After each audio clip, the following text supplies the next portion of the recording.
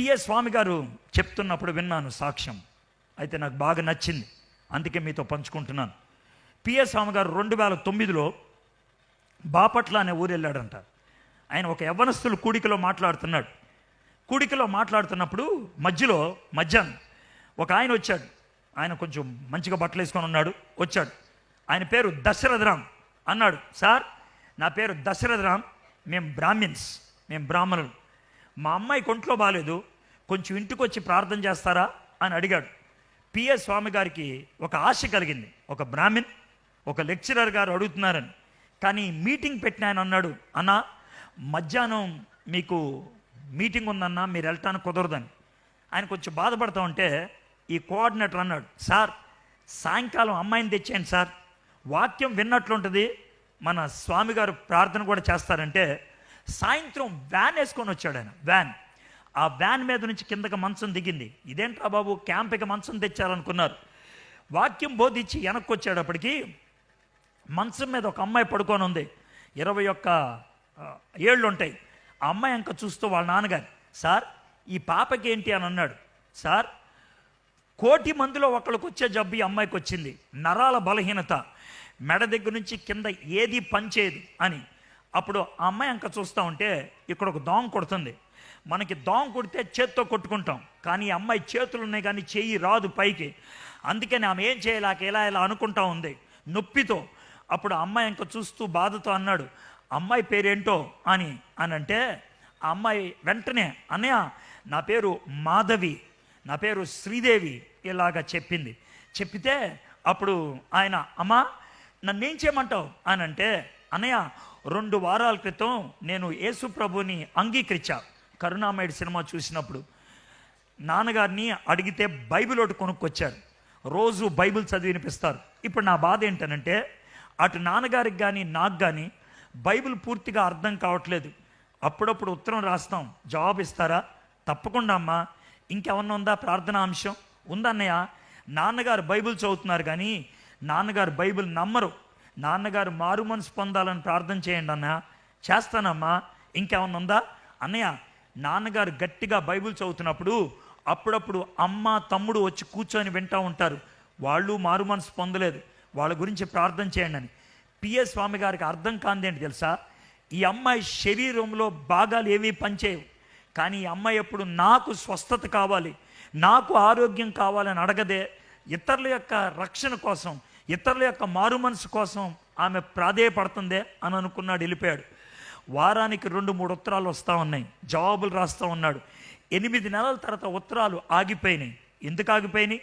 అమ్మాయి చచ్చిపోయిందా, లేకపోతే తండ్రి నాస్తికుడైపోయాడా? ఏది అడగాలన్నా బాగోదు, అందుకనే ఊరుకున్నాడు. 2 ఏళ్ల తర్వాత 2011లో మళ్ళీ బాపట్ల వెళ్ళాడు. వెళ్తే ఒక మీటింగ్లో ఒక చిన్న కుర్రోడు వచ్చి, అన్నయ్య శ్రీదేవి మిమ్మల్ని రమ్మంటుందంటే, ఓహో ఈ అమ్మాయి ఇంకా బతికే ఉందన్నమాట అనుకొని వెళ్ళాడు. 3 అంతస్తుల మేడ, పెద్ద కాంపౌండ్ వాల్, గేటు తీసుకొని లోనికి వెళ్ళాడు. బిల్డింగ్ బయట ఒక షెడ్ ఉంది, షెడ్ కింద ఒక మంచం ఉంది. ఆ మంచం మీద అడ్డంగా పడుకొని ఒక చిన్న అమ్మాయి ఉంది. దగ్గరికి వెళ్ళి చూశాడు, ఈ అమ్మాయే, చిన్నగా అయిపోయింది, నోరు ఒకలాగా వంకరగా పెట్టుకొని ఉంది. అమ్మా అని అన్నాడు. అన్నయ్య మీరు వచ్చారా, కూర్చోండి అన్నయ్య, దేవుడు ఎంత మంచోడో తెలుసా అని మొదలుపెట్టింది. ఏంటబ్బా అని అంటే, అన్నయ్య నాన్నగారు మారు మనసు పొందారన్నయ్య, మనం ప్రార్థన చేశాం కదా, దేవుడు మన ప్రార్థన ఆలకించాడు. అన్నయ్య కాకపోతే ఏమైందో తెలుసా, మారు మనసు పొందిన 2 వారాలకి నాన్నకి పక్షపాతం వచ్చింది. నాన్నకి ఇక్కడ ఒక మంచం వేసి పడుకోబెట్టారు. ఇంతకుముందు నాకు స్నానం చేపించింది మా నాన్న, నాకు బట్టలు వేసింది మా నాన్న, నాకు తలదువ్వింది మా నాన్న, నాకు అన్నం పెట్టింది నా నాన్న, నాకు ట్యాబ్లెట్లు ఇచ్చింది మా నాన్న. ఇప్పుడు మా నాన్నకి పక్షవాతం వచ్చి పడిపోతే, నాకు ఎప్పుడైనా దాహం వేస్తే, నాకు ఆకలి వేస్తే, నేను పిలుస్తుంటే ఎవరూ రాకపోతే మా నాన్న ఏడుస్తూ ఉండేవాడు. ఆయన పక్క నుంచి కన్నీళ్లు కనబడి, ఆ కన్నీళ్లు చూసి దేవునితో అడిగాను, ప్రభువా నన్ను ప్రేమించి కదా మా నాన్నను రక్షించావు, నా ప్రార్థన ఆలకించి కదా మా నాన్నను రక్షించావు, మా నాన్న ఏడుస్తున్నాడు, నేను తట్టుకోలేను. నువ్వేమనుకోనంటే, నాన్నను తీసేసుకో, రక్షించుకున్నావు కదా నీ దగ్గరికి తీసేసుకో అని అడిగా. 2 వారాల్లోనే నాన్న చచ్చిపోయాడు. నాన్న చచ్చిపోయిన తర్వాత నా జీవితం బాగుంది అని అంటే, స్వామి గారికి ఏం అడగాలో అర్థం కాలేదు. ఏంటమ్మా పరిస్థితి అంటే, ఏమి లేదన్నయ్య, నాన్నగారు చచ్చిపోకముందు బ్యాంకులో డబ్బులు వేశారు. వాళ్ళు నెల నెల నాకు ఇంట్రెస్ట్ ఇస్తారు. ఆ ఇంట్రెస్ట్ తీసుకొని ఇక్కడ ఒక రిక్షా ఆయన ఉంటాడు, గుర్రబయ్య అని. ఆ రిక్షా ఆయనకి ఇస్తాను. ఆయన 3 రోజులు ఎక్కడ కిరాయికి వెళ్ళడు, నా దగ్గరికి వచ్చేస్తాడు. ఆ 3 రోజుల్లో ఒకరోజు నన్ను దుప్పట్లో పడుకోబెట్టి రిక్షా మీద పెట్టుకొని ఆయన ఆసుపత్రికి తీసుకెళ్తాడు, ఒకరోజు పోస్ట్ ఆఫీస్కి తీసుకెళ్తాడు, ఒకరోజు కాలేజీకి తీసుకెళ్తాడు. ఎందుకో తెలుసా? కాలేజీ బయట, ఆసుపత్రి బయట, పోస్ట్ ఆఫీస్ బయట దుప్పటి పరిచేసి నన్ను పడుకోబెడతాడు. నేను రోడ్డు మీద పడుకొని అరుస్తాను, యేసయ్య నిజమైన దేవుడని. చాలామంది నేను అడుక్కునే దాన్ని అనుకుని డబ్బులు వేస్తారు. నేను అప్పుడు చెప్తాను, నేను అడుక్కునే దాన్ని కాదు, నేను దశరథం గారి అమ్మాయిని, బ్రాహ్మణ అమ్మాయిని, యేసుప్రభుని సొంత రక్షకుడిగా అంగీకరించాను. యేసయ్య నిజమైన దేవుడని. కొంతమంది కోపం వస్తుంది, కొంతమందికి అనుమానం వస్తుంది, కొంతమందికి ప్రశ్నలు ఉంటాయి, కొంతమంది తెలుసుకోవాలనే తాపత్రం ఉంటుంది. వెనక్కి తిరుగుతారు, వస్తారు, నన్ను అడుగుతారు. నాకు తెలిసిన విషయాలన్నీ చెప్తూ ఉంటాను. ఈ విధంగా చెప్తూ ఉంటే ఇప్పటికి 3 యేసుప్రభుని సొంత రక్షకుడిగా అంగీకరించి బాప్తిసం పొందారన్నయ్య. అన్నయ్య, ఇది నా పరిచర్య. ఇది 2011లో జరిగింది. 2011లో 2016లో 5 ఏళ్ల తర్వాత మళ్ళీ స్వామి గారు వెళ్తే ఆయన పక్కన శ్రీనివాస్ అనే ఒక ఆయన కూర్చున్నాడు.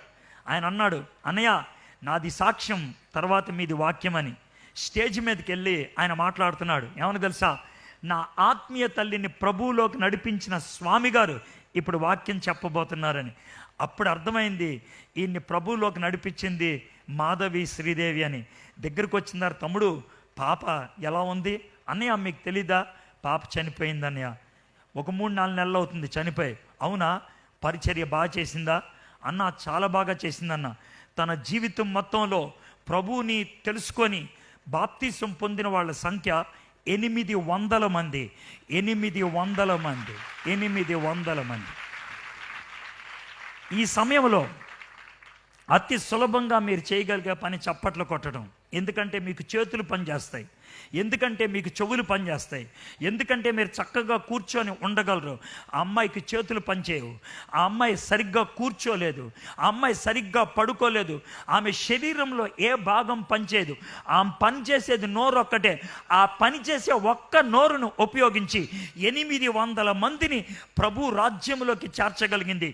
నీకు ఒళ్ళుంది, నీకు అందం ఉంది, నీకు ఆస్తుంది, నీకు అంతస్తుంది, నీకు శరీరంలో అవయవాలు ఉన్నాయి, ఇవన్నీ ఉన్నా నాకు అది లేదు, నాకు ఇది లేదు, నాకు అది ఉంటే బాగుండు, నాకు ఇది ఉంటే బాగుండు అని ఏడిచి సస్తున్నావు. కానీ ఉన్న వాటిని ఎప్పుడైనా దేవుడికి ఉపయోగించావా? ఉన్న వాటిని ఎప్పుడైనా దేవుడికి అప్పగించావా? నీ జీవితం దేవునికి ఉపయోగమా? నీ కోసం ప్రాణం పెట్టిన యేసయ్యకి నువ్వు ఇచ్చింది ఏంటి? 800 మందిని ప్రభువు దగ్గరికి నడిపించింది. 14 మంది పరిపూర్ణ సేవకులయ్యారు. శ్రీదేవి యొక్క సాక్ష్యం విని తణుకులో ఒక ఆమె కూడా ఒళ్ళంతా పనిచేయదంట. ఆమె ఒక ప్రేయర్ టవర్ పెట్టిందంట. ఆమె పేరు నాకు తెలియదు. ఆమె ఇక్కడ ఒక టవర్ పెట్టింది. ఆమె కూడా సరిగ్గా ఏం పనిచేయదు, పడుకొనే ఉంటుంది. మనుషులు ఆమె దగ్గరకు వచ్చి ప్రార్థన చేయించుకుంటూ అనేక మంది దేవుని యొక్క ఆశీర్వాదాలు పొందుతున్నారు. అదే ఊరికి దగ్గరలో ఉన్నారు మీరు. ఎందుకున్నది మీ బతుకు? సిగ్గుండాలి మీకు, అసలు పౌరుషం ఉండాలి మీకు. మీ జీవితానికి కొవ్వు పట్టింది, మీ జీవితానికి అసలు సిగ్గు లేదు. ప్రభువుకు ఉపయోగపడే జీవితం మీకుందా? ఈరోజు పరలోకంలో శ్రీదేవి రోడ్ల మీద తిరుగుతుంటే, బంగారు వీధుల్లో తిరుగుతుంటే, హలో అక్క, హలో అక్క అని పలకరించే వాళ్ళు 800 మంది ఉంటారు. 800 మంది. నువ్వు బంగారు వీధుల్లో తిరుగుతుంటే బహుశా అసలు నిన్ను పలకరించే వాళ్ళు ఎవరు ఉండరేమో. నువ్వు ఎలా వచ్చావని అడిగే వాళ్ళు ఉంటారేమో. ఇది ఎలా వచ్చిందిరా ఇక్కడికని అడిగే వాళ్ళు ఉంటారేమో. నీ జీవితం అలాంటిదా? పవిత్రత లేని జీవితమా? సువార్తను అందించినటువంటి జీవితమా? సాక్ష్యము లేనటువంటి జీవితమా? ఇతరులకు ఉపయోగపడినటువంటి జీవితమా? పౌలు తుఫానులో మునిగేటప్పుడు 276 మందికి మార్గదర్శకుడయ్యాడు. ఈ అమ్మాయి చచ్చిపోతూ 800 మందిని ప్రభువులోకి నడిపించింది. నువ్వు బతికున్నావు. చచ్చిపోకముందు ప్రభువుకి ఎవరికైనా చెప్పగలవా?